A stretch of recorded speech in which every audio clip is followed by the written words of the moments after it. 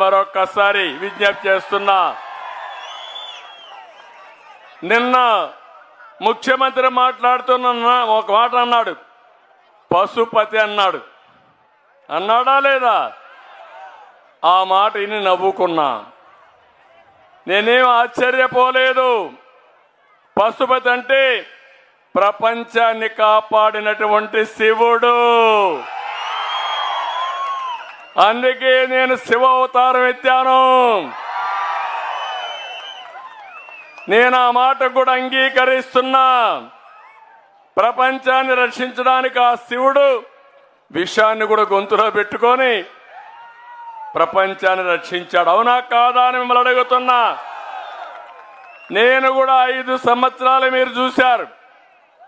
ఎన్ని దాడులు, ఎన్ని దోపిడీలు నా మీద మాట్లాడినా, లేకపోతే మిత్రుడు పవన్ కళ్యాణ్ గారిని అడుగడుగున ఇబ్బందులు పెట్టారా లేదా అని మిమ్మల్ని అడుగుతున్నా. భయపడ్డామా మీకోసం? అరెస్టులకు ఏమైనా భయపడి ఇంటికి పారిపోయామా మేము? అందుకే నేను భరించా. ఎన్నో అవమానాలు పడ్డా. శారీరకంగా, మానసికంగా, కుటుంబ పరంగా కూడా అందరిని హింసించారు.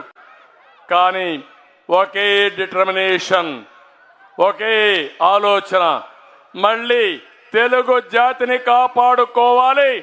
అవసరమైతే ఎలాంటి విమర్శలు చేసినా, ఎన్ని దాడులు చేసినా దాడులను అధిగమించడమే కాకుండా బుల్లెట్ మారిగా దూసుకుపోయి ఈ రాష్ట్రాన్ని కాపాడుకుంటామని చెప్పి నేను మీకు తెలియజేస్తున్నా. అందుకే ఈరోజు నేను ఒకే సవాల్ విసురుతున్నా ఈ ముఖ్యమంత్రికి. నువ్వు ఆ రోజు మద్యపాన నిషేధం అన్నావు, అన్నాడా లేదా? ఇక్కడ ఉన్న ప్రజలందరినీ సూటిగా అడుగుతున్నా. జగన్ ఎన్నికల ముందు ఏం చెప్పాడు తమ్ముళ్ళు అని అడుగుతున్నా మిమ్మల్ని. మద్యపాన నిషేధం పెట్టి ఓటు అడుగుతున్నాడు తల్లి మిమ్మల్ని. చెప్పాడా? చెప్పుంటే మహిళలందరూ చెప్పండి. చెప్పాడని చేతుల పైకెత్తండి. చెప్పాడు. చేశాడా అని నేను అడుగుతున్నా మిమ్మల్ని. ఎన్నికల ముందు మాయ మాటలు చెప్పావు, ఓట్లు దండుకున్నావు. ఈరోజు నువ్వు వచ్చి సొంత బ్రాండ్లతో నాణ్యత లేని మద్యం తెచ్చి మీ ప్రాణాలతో ఆడుకుంటున్నాడు మా తమ్ముడు. భూమ్ భూమ్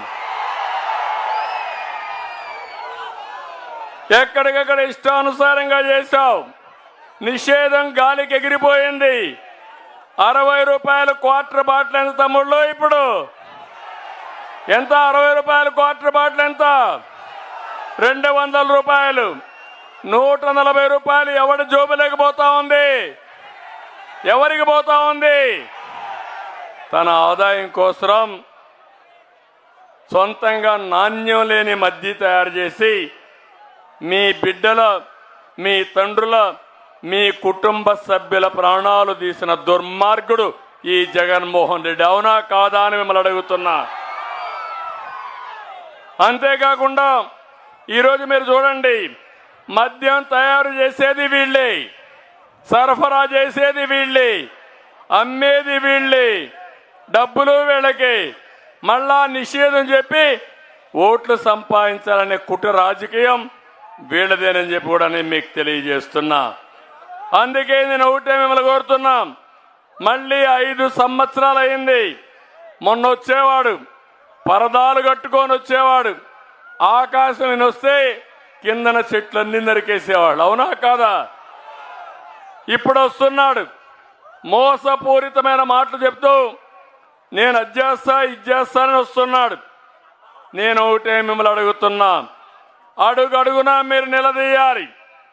మీరు మద్యపాన నిషేధం చెప్పారు, చేశారా అని మిమ్మల్ని అడగాలి. చేయకపోతే నువ్వు